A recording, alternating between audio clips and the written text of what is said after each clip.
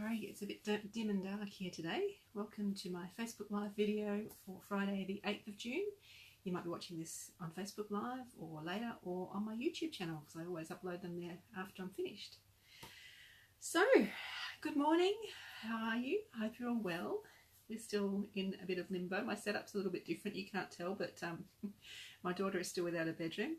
We're still waiting on repairs, new carpet and repairs to the walls and things after our little water leak.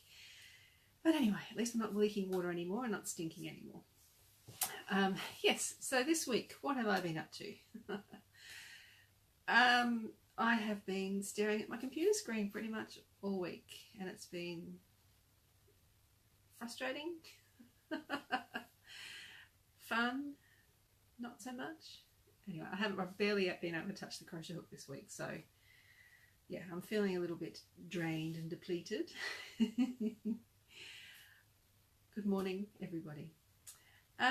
So what have I been doing? So this week I sent my weekly email, my newsletter. This week it was my Work in Progress Wednesday email, and I shared my little basket, my monkeys that I'm making that I showed you last week. I am almost there. I've got all the body parts almost. I just need 3 more legs and I'll be able to pop these little guys together, sew them all up. It's not going to be a 2-headed monkey, it's 2 monkeys obviously that I'm making. So that's good. I got a little bit done on that. And last weekend, I also shared this in my email. I made an accidental project, one I hadn't planned. So let me tell you what happened. So you know that I'm writing a book, and I showed you a little preview last week. This is the first proof. I'm getting another proof sent now. But for the cover, I actually had the photography done for the cover after I had done all the insides for the book. So one of the projects in the book is a sampler blanket that uses all of the patterns in the book. And I'd already made that and joined it all up. And then I thought I had the idea of this for the cover, so I needed to remake lots of the squares again for the cover. So I did. I can't remember how many I made, maybe 30 of them, I think. And then I just had them sitting around, and then I thought on the weekend, why don't I sew some of them up or join some up in a really long scarf, added a nice fringe. So now, I don't know if you are aware of Doctor Who, Tom Baker Doctor Who, but this thing can go around my neck that many times. It's massive. It's really, really long. So I think what I'm going to do is I'm going to have this as one of the things that I wear as I'm doing my little book launches around the place. I think there's 17 squares in here, so 17 times 6 inches. I'm a mathematician amongst you. We're going to figure out how long that is, plus the fringe. I'm not sure why it keeps going out of focus, probably because it's so dark here today. So, that's good. An accidental project done in one sitting. And I love it too. Practical, useful, and very, very long. So that was good. That's probably the only crocheting I've actually done this week. So what else have I been doing? With the book, as I mentioned, I showed you this proof that I received last week, and there were a few mistakes in there, a few oopses, and a few things I wanted to change around a little bit. Like I wanted this picture and that page to be swapped around, which they have been. A few little things like that. So all of those edits were done and new versions uploaded and proofs ordered. And then my poor graphic designer, I did a bit more research and decided to try and make a change to something behind the scenes using a different way of doing things. So she had to go in and reformat the whole thing. Not each page, just a general overall formatting change, and do the cover in a slightly different way. So thank you very much, Michelle, for your patience and working through that with me throwing last minute things to you. But what that means is potentially I will be able to open pre-order for everybody So fingers crossed that will happen. Hopefully by next week I'll be able to tell you that for certain. But yeah, it will just make things a little bit better for everyone around the world, no matter where you are, being able to get the book a bit easier. So it's been a bit challenging, and I've had to learn a few new things, and I've actually have my very own ISBNs now, not issued by anybody else. I purchased them myself. So these books are truly self-published by me. Yes, so it's all been a bit of a learning curve, but it's happened. Yes, so that's book. So hopefully it's almost there. A few more days and I should be able to say, yes, it's done. And be able to start organising the launch and getting it out to you guys. So what else have I been doing? I showed you last week the giantess blanket that I had finished. Oops. So we've got the small squares and the large squares that all join up together, and the border that I've designed for it as well. So last week I think I had showed you I already had done the round by round photos for the big one, and since then I also, I think last Friday actually, after I finished my video with you, I did the small one. So it just changes the whole look of the pattern completely, doesn't it? So that's just altering colour every round, so it just shows up really well in my round by round photos what you need to do for each round. So that is done, and they're all edited as well. But the rest of the time this week has been spent on the computer editing the videos that I made for this to be included in the pattern. It takes such a long time. You have to open up the file in a special program, and it takes forever to upload, it takes forever to watch and edit and cut out little bits and pieces that, you know, I might have made a mistake and had to redo, or yeah, it takes a long time to watch and edit, and then it takes an hour or so to save in the right format, and then it takes it depends on the internet and how YouTube's going. It takes at least an hour again to upload to YouTube. So like an hour's video, it takes a good whole day. Like I'm talking 9 in the morning till 9 at night sometimes, just to do 1 hour of video. So I'm not regretting doing it. It's wonderful and I love doing it, but it's just takes so long. And then I got to I was editing the video for this. I've actually broken the video up into 3 parts, so you don't have like, you know, 3-hour video.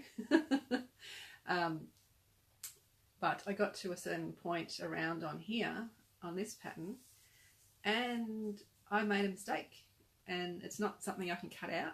I have to go back and reshoot the video for around the middle somewhere. So I will do that, and I will just cut that little piece out and pop this little piece in, and it will be all good. Anyway, so that's been my week. Lots of fun, isn't it? Hasn't it been? Anyway, what else happened? In emails this week, I got a digital copy of a new crochet book by somebody who I've reviewed one of their books before. And it's been unusual for a crochet book because it's completely made up of garments. So there's jumpers and vests, and there's a beanie.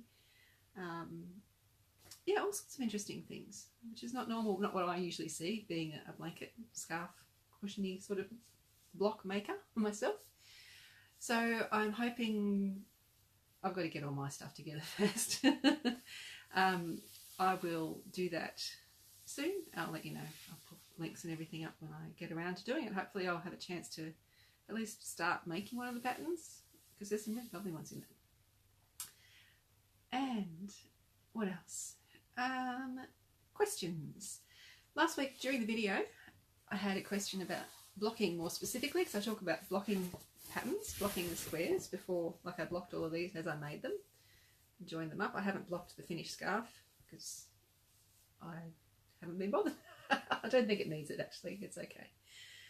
Most of the times I will block a complete thing, but I haven't yet. I haven't blocked that big blanket yet. I will get to it. So I thought I would show you something in action in blocking. So this is the Giantess 1 pattern blocking on my blocking board. So this is just one of those foam mats that jigsaw together. They're kind of intended as, I guess you'd take them camping, set them up temporary flooring, just squishy foam. And what I have done is I have ruled on these, look at the scorch marks, ruled on this grid, and each square is 1 inch. Now, even though I'm in Australia and we use metric measurement, when I'm crocheting I use inches. I don't know why. Probably because it's easier. Like this square is 13 inches.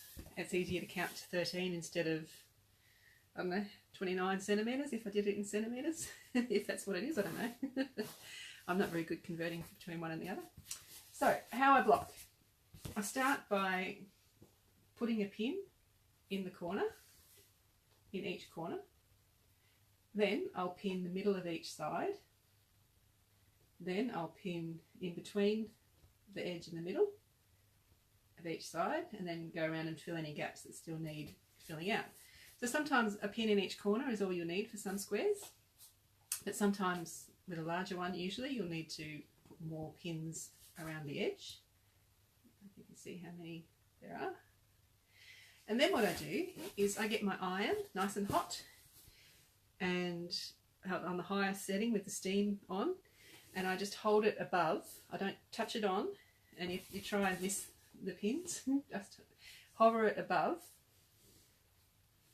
the square, you crochet, and then leave it to dry. So this one's probably dry now, so I'll just show you. Oops.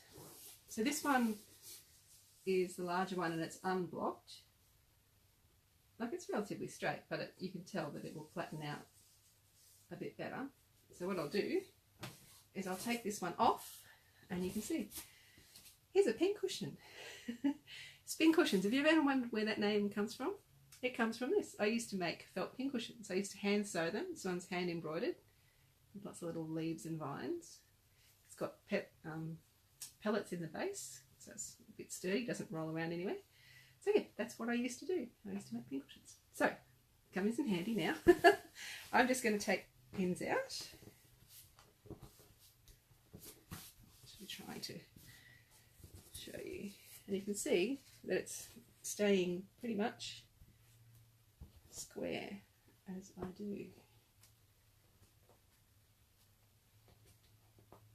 So when I say leave it to dry, like this is, I probably did this about half an hour ago.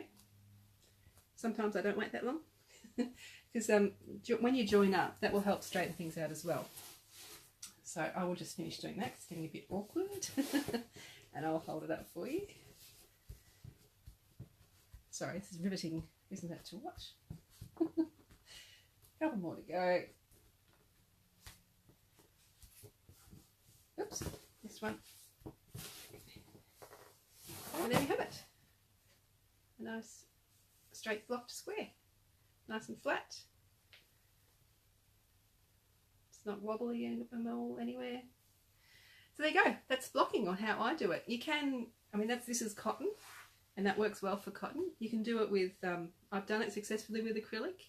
You've got to be careful, you're not going to burn it. You definitely don't touch your iron onto the work, just hover your steam above.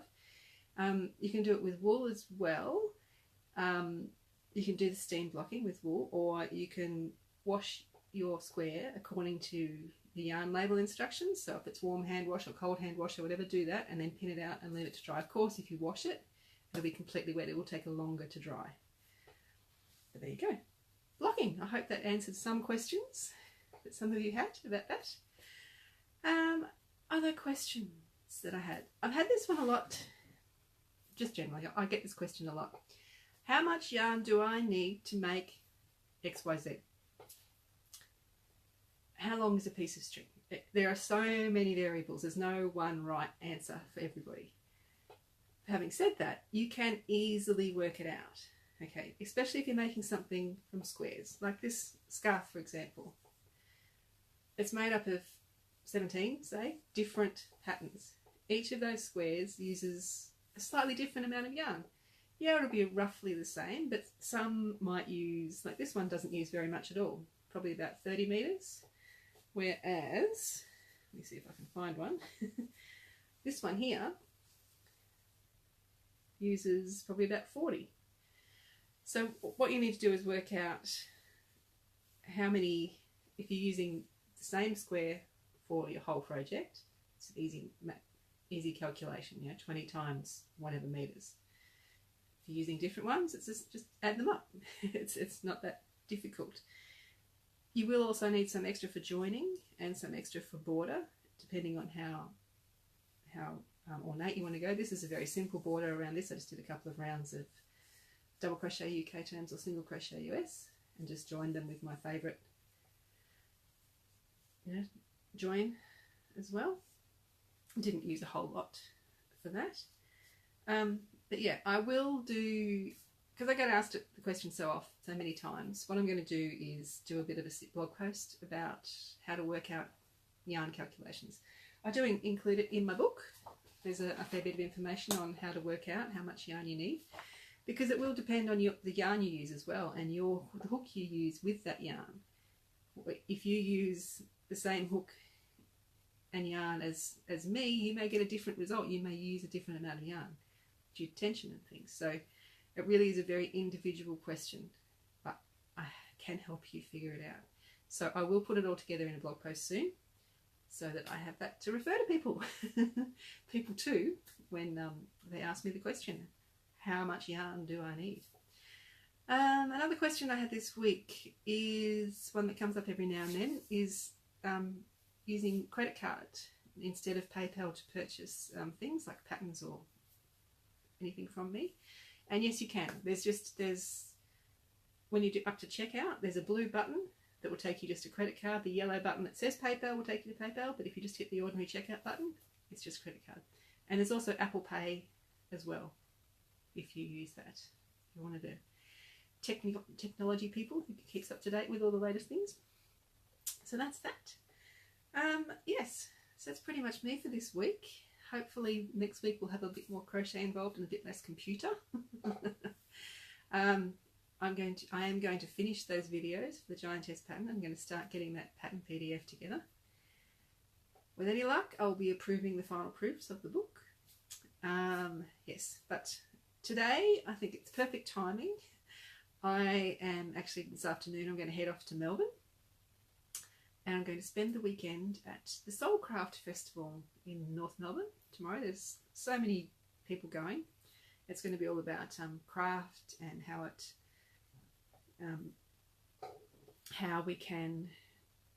craft helps us in our daily lives. Specifics about craft, like specific how-tos. There's workshops, there's demonstrations, there's talks with people who do all sorts of different things, running a business from your craft, giving your craft away, all sorts of really interesting things. It's going to be really, really fun, and I'm really looking forward to it. It's going to be a good catch-up with a lot of people, and I think it will get me back into the making mode because at the moment I'm just all too much computer, not enough making. So it's going to be really, really fun. Oh, and that reminds me, I was going to go with a friend and she can't come any longer. So if you're in Melbourne and you wanted to come along, she's looking to sell her tickets on, you can get a ticket, you can either go Saturday or Sunday or both days. I'm going both days, but her ticket there's one for each day. So if anybody would like to come along, just let me know and I can try and sort something out for you with that. So that's that. I'm really looking forward to it. I think I need to stop and breathe. So I will see you next week, hopefully with some more crochet things to do, to show, and have a great time. Till I see you then. Okay, thanks. Bye.